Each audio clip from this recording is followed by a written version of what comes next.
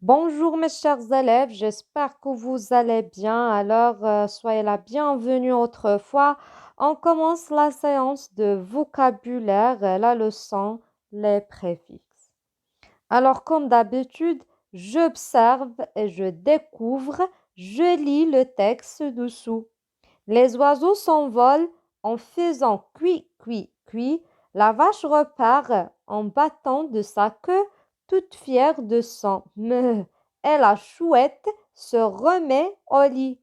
Alors, d'après le texte, relève les verbes conjugués et écris-les à l'infinitif.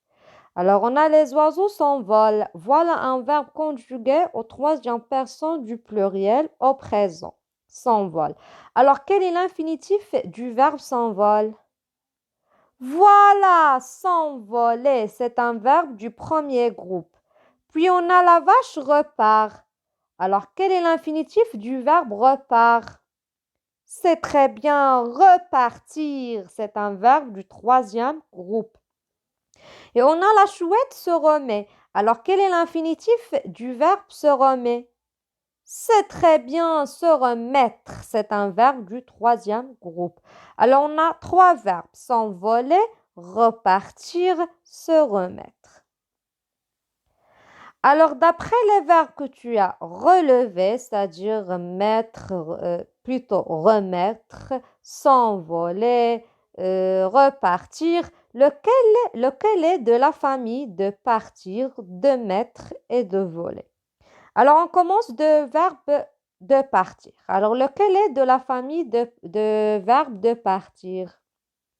C'est très bien. Partir, repartir. Ce sont de la même famille. Et pour le verbe mettre, lequel est de la famille du verbe mettre? Oui, mettre, remettre. Alors, remettre, c'est de la famille du verbe mettre. Et on a le verbe voler. Lequel est de la famille du verbe voler? Oui, s'envoler, voler, s'envoler, ce sont des verbes de la même famille. Alors, regardez bien et concentrez bien. Partir, voilà le premier verbe, partir. On a le deuxième verbe, repartir. Alors, pour former le deuxième verbe, qu'a-t-on ajouté au premier? À quelle place? Alors, on a le premier partir. Qu'est-ce qu'on a ajouté pour former le deuxième verbe, repartir? Oui, c'est très bien. On a ajouté re au début du mot. On a le premier, par exemple, le premier verbe partir. On a ajouté re au début du verbe repartir. Partir, repartir. Alors, re, ce groupe de lettres s'appelle un préfixe. Alors, qu'est-ce qu'un préfixe? Un préfixe est un petit mot qu'on place au début du mot. Il change le sens de ce mot. Parfois, il sert à montrer qu'on fait quelque chose une douzième fois. Par exemple, partir, repartir. Repartir pour la deuxième fois ou bien à nouveau. Vous voyez, on dit je pars, je repars. Je repars, par exemple, pour la deuxième fois. Maintenant, recopie le deuxième verbe et souligne les préfixes. Par exemple, le verbe mettre. Le deuxième verbe du verbe mettre, c'est remettre. Et le préfixe, c'est re. Et on a le verbe voler. Alors, le deuxième verbe du verbe voler, c'est s'envoler. Et le préfixe, c'est en. Alors, mes chers élèves, pour former une synthèse, explique avec tes mots ce qu'est un préfixe et à quoi sert. Alors, oui, un préfixe est un petit mot, comme on a déjà dit, est un petit mot qu'on place au début du mot. Il change le sens de ce mot. Parfois, il sert à exprimer le contraire. Par exemple, on a le verbe faire. Si on ajoutait le préfixe des au début du mot, ça donne défaire. Alors, faire, le contraire de faire, c'est défaire. Ou bien on a le mot visible.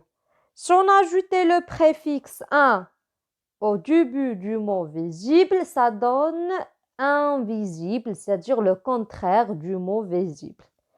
Et parfois, on a des préfixes qui montrent qu'on fait quelque chose une douzième fois à nouveau, comme on a déjà vu, partir, repartir, mettre, remettre. Ici, on a venir, revenir. Et on a des préfixes qui désignent des objets qui protègent.